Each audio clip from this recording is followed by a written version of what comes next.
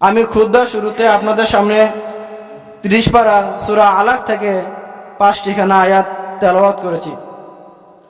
আল্লাহ রব্বুল আলামিন বলেন, ইকরা বিসমি রব্বিকাল্লাযী খলাক, পড়ুন আপনার প্রভুর নামে যিনি আপনাকে সৃষ্টি করেছেন।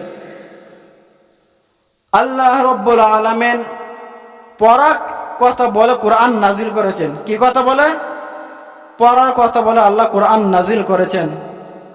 আল্লাহ যদি পারতেন অন্য কিছু কথা বলে কোরআন নাজিল করলে পারতেন। আল্লাহ রব্বুল আলামিন বলেন, ইকরা বিসমি রব্বিকাল্লাযী খলাক, পড়ুন আপনার প্রভুর নামে। ইকরা পড়ো বলে আল্লাহ কোরআন নাজিল করেছেন। বলুন না সুবহানাল্লাহ। আল্লাহ রব্বুল আলামিন যদি চাইতেন আকাইমুস সালাতা, নামাজের কথা বলে আল্লাহ কোরআন নাজিল করলে পারতেন। ওয়া আতুজ যাকাতা, যাকাত দাও, যাকাতের কথা বলে কোরআন নাজিল করলে আল্লাহ পারতেন। শাহরু রমাদানাল্লাযী উনজিলা ফীহিল কুরআন, রমজান মাসের কথা বলে আল্লাহ রব্বুল আলামিন কোরআন নাজিল করলে পারতেন। ওয়া আতিউ আল্লাহ ওয়া আতিউ রাসূল, রাসূলের নাম নিয়ে আল্লাহ কোরআন নাজিল করলে পারতেন। আহাল্লাল্লাহুল বাইআ ওয়া হাররামার রিবা, আল্লাহ ব্যবসা এবং ব্যবসার নাম নিয়ে আল্লাহ কোরআন নাজিল করলে পারতেন। সব কিছু বাদ দিয়ে আল্লাহ রব্বুল আলামিন ইকরা পড়ো বলে কোরআন নাজিল করেছেন। বলুন না সুবহানাল্লাহ। কোরআন নাজিল করার আল্লাহ রব্বুল আলামিন, আল্লাহর নবী কোরআন নাজিল হওয়ার পূর্বে আল্লাহর নবী মানুষকে দ্বীনের দাওয়াত দিচ্ছেন। কিসের দাওয়াত দিচ্ছেন? দ্বীনের দাওয়াত দিচ্ছেন, ইসলামের দাওয়াত দিচ্ছেন। কিভাবে দাওয়াত দিলে মানুষ কোরআনের পথে আসবে, কিভাবে দাওয়াত দিলে মানুষ ইসলামের পথে আসবে, কিভাবে দাওয়াত দিলে মানুষ আল্লাহকে ভয় করবে, এই নিয়ে আল্লাহ নবী দাওয়াত দিতেন। আল্লাহ নবী যখন কোরআন নাজিল হওয়ার আগে যখন দাওয়াত দিচ্ছেন, মক্কাবাসীদেরকে দাওয়াত যখন দিচ্ছেন, তখন বেশিরভাগ মানুষ ইসলাম গ্রহণ করে না। বেশিরভাগ মানুষ ইসলাম গ্রহণ করে না। তখন আল্লাহ নবী বলতেছেন, এত কষ্ট করতেছি, এত পরিশ্রম করতেছি, মানুষ কিভাবে কোরআনের দাওয়াত গ্রহণ করবে, মানুষ কিভাবে ইসলামের দাওয়াত গ্রহণ করবে, কিভাবে মানুষকে কোরআনের দিকে আনতে পারবো, নবীজি টেনশনে পড়ে গেছেন। বলুন না সুবহানাল্লাহ। তখন আল্লাহ নবীজি কি করলেন? দেনে মুগ্ধ হলেন। আল্লাহ নবী কি করলেন? হেরা পর্বতে চলে গেলেন। যারা মক্কা হজ করতে গেছেন, মদিনা গেছেন, হেরা পাহাড় একটা নাম আছে, হেরা পাহাড়, ওই জায়গা নবীজি বিশ্রাম নিলেন। হেরা গুহা, হাদিসের মধ্যে আসছে রাসূলুল্লাহ সাল্লাল্লাহু আলাইহি ওয়াসাল্লাম 6 মাস এবং কি 7 মাস হেরা গুহা মধ্যে তিনি ধ্যানমুগ্ধ ছিলেন। বলুন না সুবহানাল্লাহ।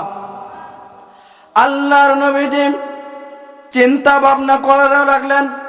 হেরা পর্বতে আল্লাহর নবীজি চলে গেলেন। কিভাবে মানুষকে কোরআনের দাওয়াত দেব, কিভাবে মানুষকে ইসলামের দাওয়াত দেব, কিভাবে মানুষকে আল্লাহর দাওয়াত দিলে মানুষ কিভাবে কোরআন গ্রহণ করবে, মানুষ কিভাবে ইসলাম গ্রহণ করবে, নবীজি কিভাবে দাওয়াত দিব। ওই সময় কোরআন নাজিল হয় নাই। নবীজি টেনশনে পড়ে গেলেন। তেমনি ভাবে নবীজি হেরা পর্বতে 6 মাস কাটাইছেন। বলুন না সুবহানাল্লাহ। আম্মা জান খাদিজাতুল কুবরা মাঝে মধ্যে আল্লাহর নবীর জন্য নাস্তা নিয়ে যাইতেন। পাহাড়ের মধ্যে বিশাল বড় পাহাড়, উঁচু পাহাড়, আম্মা জান খাদিজাতুল কুবরা হেঁটে হেঁটে আল্লাহর নবীর জন্য নাস্তা নিয়ে যাইতেন। বলুন না সুবহানাল্লাহ। আল্লাহর নবীজি 6 মাস পার হওয়ার পর আল্লাহর নবীজি রাত্রির মধ্যে বাড়িতে ফিরবেন, রাত্রির মধ্যে বাড়িতে তিনি চলে আসবেন। তেমনি ভাবে আল্লাহ নবী যখন রওনা দিয়ে দিলেন বাড়িতে চলে আসবেন, এমন সময় আল্লাহ নবীজি শুনতে পাইলেন বিশাল একটা আওয়াজ। বলুন না সুবহানাল্লাহ। বিশাল একটা আওয়াজ নবীজি শুনতে পাইলেন। নবীজি শুনে নবীজি থমকে গেলেন। এত বিশাল আওয়াজ কোথায় থেকে আসলো? আল্লাহ নবীজি ডাইনে তাকান, দেখে কেউ নাই। একবার বামের দিকে আরেকবার তাকান, দেখেন কেউ নাই। নিচের দিকে তাকাইলেন, সামনে তাকাইলেন, পিছনে তাকাইলেন, দেখেন কেউ নাই। তখন আল্লাহ নবী সাল্লাল্লাহু আলাইহি ওয়াসাল্লাম যখন উপর দিকে তাকাইলেন, দেখলেন 70,000 ডানা নিয়া একটা লোক চেহারার মধ্যে বসে রয়েছে। বলুন না সুবহানাল্লাহ। কয় হাজার? 70,000 ডানা নিয়ে চেয়ারের মধ্যে বসে রয়েছে আকাশের মধ্যে। পুরা আকাশটা অন্ধকার হয়ে গেছে মুহূর্তের মধ্যে, ডানাগুলো এইভাবে ছড়িয়ে গেছে। তখন আল্লাহ নবীজি ভয় পেয়ে গেলেন। আল্লাহ রাব্বুল আলামিন জিবরাইল আমিন আসলেন নবীর কাছে, আয়েশা নবীকে সালাম দিলেন। বলুন না সুবহানাল্লাহ। এই হলো কোরআন নাজিল হওয়া পর্বত। জিবরাইল আমিন আসলেন, আয়েশা রাসূলুল্লাহ সাল্লাল্লাহু আলাইহি সাল্লামকে সালাম দিলেন, বললেন ইয়া রাসূলুল্লাহ, ইয়া হাবিবাল্লাহ, আপনি ভয় পাইবেন না, আল্লাহ রাব্বুল আলামিন আমাকে পাঠাইছেন আপনার কাছে। বলুন না সুবহানাল্লাহ। আল্লাহর নবী কি করলেন? জিবরাইল আমিন নবীর কাছে আসলেন। নবীর কাছে আয়েশা আল্লাহ নবীকে জড়াইয়া ধরলেন। জড়াইয়া একবার ধরার পরে আল্লাহর নবী বললেন, জিবরাইল আমিন বলতেছেন ইকরা, হে নবী আপনি পড়ুন। রাসূলুল্লাহ সাল্লাল্লাহু আলাইহি সাল্লাম বলেন আনা বিকারিম, আমি পড়তে জানি না। আল্লাহর নবী বললেন হে তুমি আপনি পড়ুন। নবী বললেন আমি পড়তে জানি না। জিবরাইল আমিন নবীকে তৃতীয়বার আবার বললেন হে নবী যে আপনি পড়ুন, ইকরা আপনি পড়ুন। আল্লাহ নবী সাল্লাল্লাহু আলাইহি সাল্লাম বলেন আনা বিকারিম, আমি পড়তে জানি না। জিবরাইল আমিন তৃতীয়বার নবীকে এমন জোরে একটা চাপ দিলেন। চাপ দেওয়ার সঙ্গে সঙ্গে জিবরাইল আমিন আল্লাহ নবীকে বললেন ইকরা বিসমি রাব্বিকাল্লাযী খালাক, খালাকাল ইনসানা মিন আলাক, পড়ুন আপনার প্রভুর নামে যে রব্বুল আলামিন আপনাকে সৃষ্টি করেছেন। বলুন না সুবহানাল্লাহ।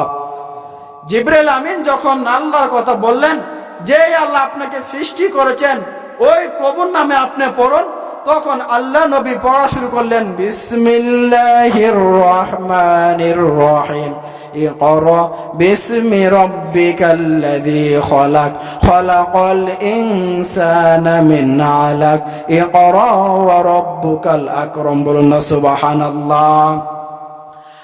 আল্লাহর নবী পড়া শুরু করলেন, কোরআন নাজিল হয়ে গেল। আম্মা জান খাদিজাতুল কুবরা জিবরাইল আমিন আবার চলে গেলেন। নবীজি বাড়ির মধ্যে রওনা হয়ে গেলেন। আল্লাহর নবী বাড়ির মধ্যে গেলেন, যাওয়ার পর নবীজি সঙ্গে সঙ্গে জ্বর উঠে গেছে। নবীজি প্রচুর ঠান্ডা লাগিয়ে গেছে। আল্লাহ নবী বাড়িতে গেলেন, আম্মা জান খাদিজাতুল কুবরাকে বলেন জাম্মিলুনি জাম্মিলুনি জাম্মিলুনি, আমাকে কম্বল দিয়ে ডেকে কথা। বলুন না সুবহানাল্লাহ। 70,000 ডানা দেখে আর জিবরাইল আমিনকে দেখে, জিবরাইল আমিনের পা হয়েছে জমিনে, মাথা হয়েছে আসমানে, বিশাল লম্বা। তখন নবীজি দেখে কি করলেন, নবীজি জ্বর উঠে গেছে, নবীজি শরীর খারাপ হয়ে গেলেন। তখন আল্লাহ রাব্বুল আলামিন কি করলেন, নবীজি কিছুক্ষণ বাড়িতে বিশ্রাম নিলেন। বিশ্রাম নেওয়ার পর তখন আল্লাহ রাব্বুল আলামিন নবীকে জানিয়ে দিলেন ইয়া আইয়ুহাল মুদ্দাসসির কুম ফাআনজির, হে নবী আমি আপনাকে প্রেরণ করেছি শুয়ে থাকার জন্য না, আমি আপনাকে প্রেরণ করেছি আমার দায়িত্ব পালন করার জন্য, দিনের পথে মানুষকে ডাকার জন্য, দিনের পথে মানুষকে আনার জন্য। এই জন্য আমি আল্লাহ রাব্বুল আলামিন আপনাকে প্রেরণ করলাম। তখন নবীজি উঠলেন, কি করলেন, নবীজি দিনের দাওয়াত দিলেন, মানুষের কাছে গেলেন।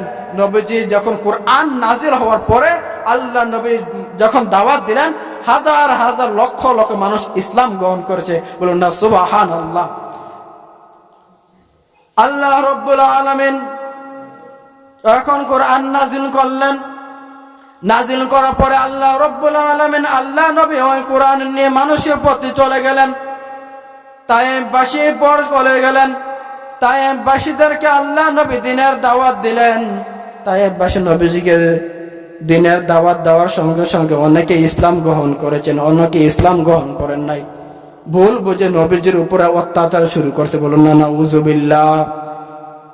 ভুল বুঝে নবীর উপরে অত্যাচার শুরু করছে। তখন আল্লাহ রাব্বুল আলামিন ইকরা বিসমি রাব্বিকাল্লাযী বলে আল্লাহ রাব্বুল আলামিন কোরআন নাজিল করেছেন। বলুন না সুবহানাল্লাহ। যে বান্দা এই কোরআন শিখবে, যে বান্দা এই কোরআন পড়বে, আল্লাহ রাব্বুল আলামিন তাকে দুনিয়াতে সম্মানিত করবেন, আখিরাতে সম্মানিত করবেন। বলুন না সুবহানাল্লাহ।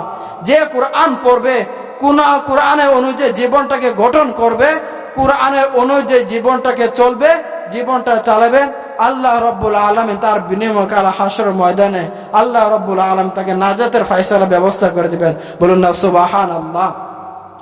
আল্লাহ রব্বুল আলামিন বলতেছেন, ইয়া আইয়ুহাল্লাযীনা আমানুত্তাকুল্লাহা হাক্কা তুকাতিহি ওয়া লা তামুতুন্না ইল্লা ওয়া আনতুম মুসলিমুন। ইয়া আইয়ুহাল্লাযীনা আমানু, হে ঈমানদারগণ, ওয়াত্তাকুল্লাহ, তোমরা আল্লাহকে ভয় করো। পরিপূর্ণ মুসলমান না হয়ে তোমরা মৃত্যুবরণ করো না। এই জন্য পরিপূর্ণ মুসলমান হতে হলে আপনাকে 5 ওয়াক্ত নামাজ ঠিক মতন আদায় করতে হবে। পরিপূর্ণ মুসলমান হতে হলে আল্লাহ রাসূলুল্লাহ সাল্লাল্লাহু আলাইহি ওয়াসাল্লাম উপর জীবন যাপন করতে হবে। পরিপূর্ণ মুসলমান হতে হলে আল্লাহ রাসূল সাল্লাল্লাহু আলাইহি ওয়াসাল্লাম যেভাবে বলেছেন চলার জন্য নবীজির সুন্নত তরিকা পুরোপুরি যদি মানতে পারেন তাহলে আপনি পরিপূর্ণ মুসলমান হতে পারবেন।